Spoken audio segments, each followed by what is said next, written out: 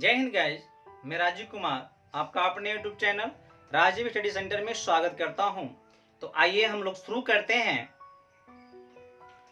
पिछले साल group D में हुए शिफ्ट वाइज और डेट वाइज रीजनिंग को शुरू करते हैं आज हम लोग, जो कि 28 तारीख 9 महीने 18 में हुआ था। उसमें कुछ आए हुए एक्सपेक्टेड जो परीक्षा में अभी होने वाले डी में आ सकता है, उसको हम देखते हैं। शुरू करते हैं। आप बिना स्किप किए वीडियो पूरा देखें और समझने का प्रयास करें। वास्तव में स्मार्टली यही कार्य है कि पिछले आए हुए पेपरों को हम लोग हल करें। तो यदि क्रैक करना है ग्रुप डी को तो आपको मेहनत भी करना पड़ेगा। इस बात को ध्यान देते हुए मैं आशा करता हूं कि आप पूरा वीडियो देखेंगे और शेयर भी करेंगे, सब्सक्राइब भी कर दीजिएगा नए हैं तो। आइए शुरू करते हैं। पहला प्रश्न आपके स्क्रीन पे है जो फिगर संबंधी है।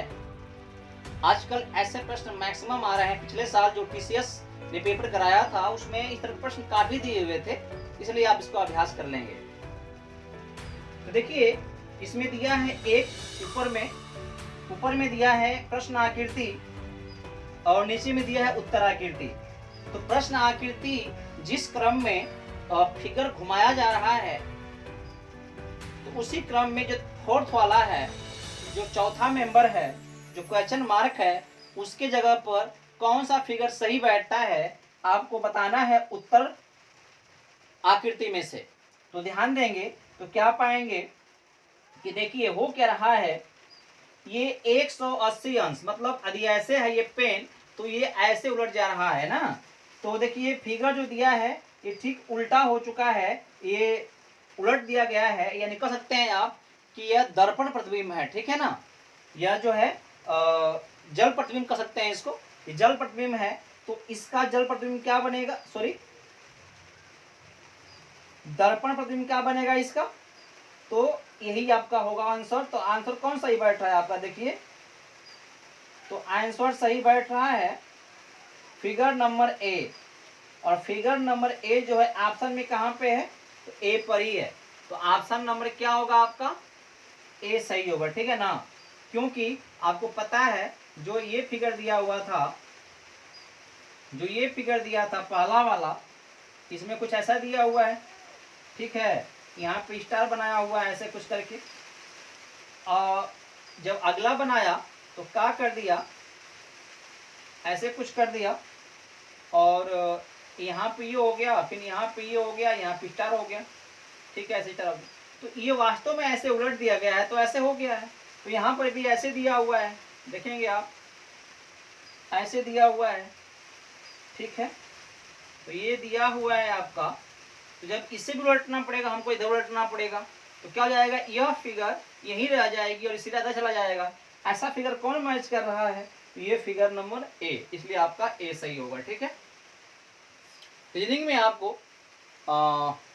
अपने तर्क शक्ति को, अपने तर्क को मजबूत करना होता है, और ये चीज तभी हो पाती है जब आप अभ्यास करेंगे। ठीक है, आप प्रश्नों के टाइपों को देखेंगे, मैक्सिमम चीजों को आप अभ्यास में लाएंगे जो पिछले कुछ सालों में, वर्षों में परीक्षाओं में आए हुए हैं, तो फायदा होने वाला है। प्रश्न नंबर 3 को देखिए। प्रश्न नंबर 3 जो कि आकृति संबंधी है, दो बेलनाकार आकृति दिया हुआ आपके मतलब प्रश्न में ऐसे। ठीक है, और आपको बोल रहा है कि जो विकल्प आकृति है उसमें से कौन सही है। मतलब कहने का यह है कि प्रश्न का कथन है कि इन आकृति का निर्माण करने के लिए, मतलब इन आकृतियों को बनाने के लिए निम्नलिखित में से कौन सी आकृति का संयोजन किया गया है। मतलब कौन सी आकृतियों को आपस में जोड़ करके ऐसा तैयार कर सकते हैं या किया गया है। तो जो ऑप्शन है विकल्प आकृति है, प्रथम ए वाला आयत है, बी वाला त्रिभुज है, और सी वाला एक पंचभुज है, और डी वाला एक लंब बेलन है। तो ऐसा बनाने के लिए हमको लंब बेलन ही चाहिए, तो ऑप्शन नंबर डी ही सही है। ठीक है ना, जो ऑप्शन नंबर डी है उसमें आकृति डी को दर्शाया गया, इसलिए हमारा ऑप्शन डी ही सही होगा। ठीक है ना, ऐसे प्रश्नों में कभी कभी क्या होता है कि जो बेलनाकार आकृति दिया हुआ है आकृति प्रश्न में, उसकी तो खाना नंबर जो है डी है, लेकिन ऑप्शन कभी कभी ए ऑप्शन में डी आंसर देता है और बी ऑप्शन में सी ऐसे देता है, तो हम तो यहां से डी देखेंगे आंसर में और डी ही मार देंगे। जल्दीबाजी में जो गलती हो जाता है, तो इसको आप भली भांति देखेंगे। जो यहाँ पे आप प्रश्न उत्तर पाते हैं वो तो आकृति का संकेत होता है, आकृति का इंडिकेशन होता है, लेकिन जो हमारा आंसर होगा ऑप्शन के हिसाब से होगा ना। तो आप देखें कौन से ऑप्शन में ये डी वाला आकृति है, तो यहाँ पे जो दिया है डी वाला आकृति डी ऑप्शन में ही है, इसलिए हमारा डी सही माना जाएगा। ठीक है ना। तो ये इस तरह के पिछले साल बहुत सारी गलतियां लोग किए थे, जिससे 5, 10, 6, 7 ऐसे नंबर कम हो गए थे और वो लोग सिलेक्शन पाने से रह गए थे। ठीक है ना। तो आइए हम देखते हैं अगले प्रश्न को। अगला प्रश्न बोल रहा है कथन संबंधी है, तर्क संबंधी है। कथन निष्कर्ष, कथन तर्क, कथन पूर्व अनुमान, ऐसे प्रश्न पिछले वर्ष बहुत शायद आया हुआ था और इस साल आने की भी संभावना है।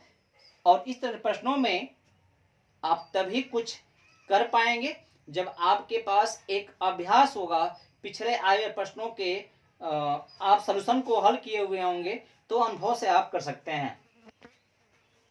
प्रश्न बोल रहा है एक कथन के बाद 2 तर्क दिए हुए हैं, आपको यह तय करना है कि कथन के संबंध में कौन सा तर्क अधिक मजबूत है, जिसका अधिक मतलब मजबूत माना जाता है।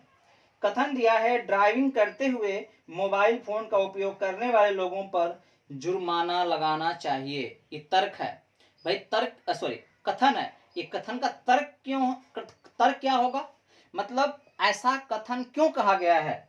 तो इसका 2 तर्क दिया हुआ है। पहला तर्क है हाँ, इससे यह सुनिश्चित होगा कि मोबाइल फोन के उपयोग के कारण होने वाली दुर्घटनाओं का टाला जाए। हाँ, इसलिए ना कि मोबाइल जो घटनाएं होती हैं ड्राइविंग करते समय, मोबाइल से बात करते समय, उसको हम टाल सकते हैं, कुछ कम कर सकते हैं। तो ये बात ज्यादा मजबूत लग रही है। सेकंड देखते हैं नहीं, इसे लागू करना मुश्किल है क्योंकि लोगों को कहीं ना कहीं सेल फोन का उपयोग करने की आदत लग चुकी है। भाई आदत ही तो सुधारना है, तो ये मुश्किल नहीं है।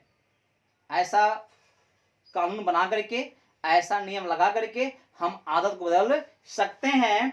तो ये कथन मजबूत नहीं है, प्रथम कथन ज्यादा मजबूत है। तो ऑप्शन में देखेंगे कि क्या क्या दिया है।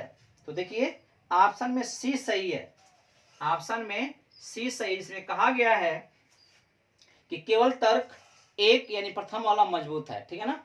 तो ये आपका ऑप्शन सही है। आइए हम देखते हैं अगले प्रश्न को।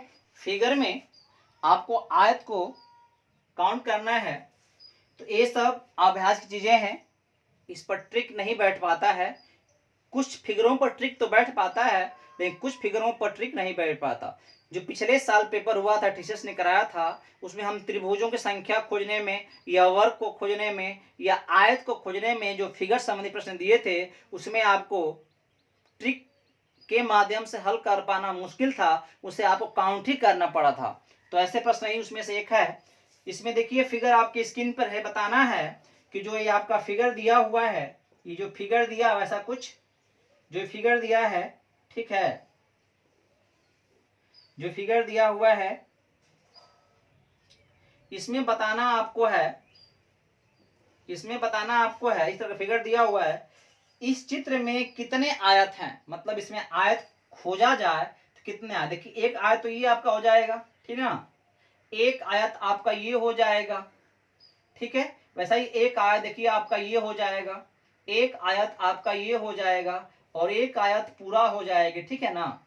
एक आयत देखिए यहां से हो जाएगा।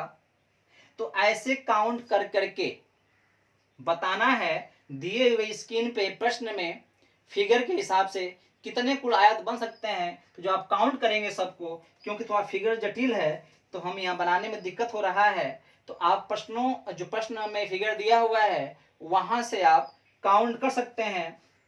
जो कुल फिगर की संख्या इसमें प्रश्न में दिया हुआ है वह 15 आएगा और 15 ऑप्शन में कौन सा है, तो ऑप्शन में डी है, इसका ऑप्शन डी है।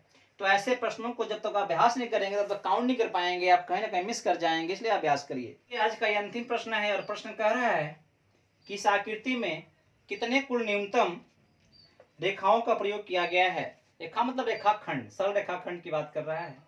इसका आंसर जो होगा आपको बताना है, आप स्वयं से हल करेंगे। इसमें रेखाओं संख्या दिया है ऑप्शन में 20, 18, 13 और 16। इसका आंसर आप कमेंट बॉक्स में करेंगे, अगले वीडियो में इसको हम लोग देख लेंगे। तो ये स्वयं के लिए, आपके लिए है, आप स्वयं करिए। फिर अगले वीडियो मिलते हैं हम लोग। धन्यवाद।